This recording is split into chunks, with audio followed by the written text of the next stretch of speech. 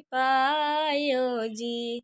गजमोती चौका पुरायो जी।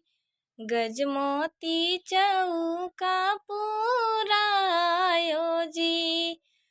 ताई चौका बैठले दुल्हा कवन दुल्हा। मोतिया नया जूरी भरायो जी। मोतिया नया जूरी भरायो जी।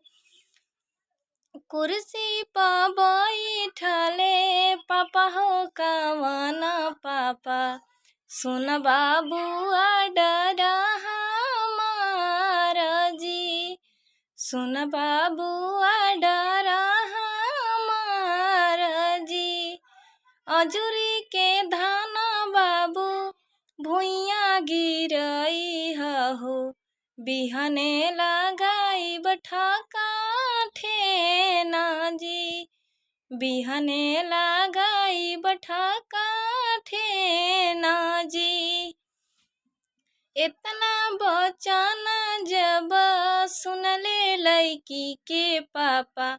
सुनी समधिया राजा हमार जी।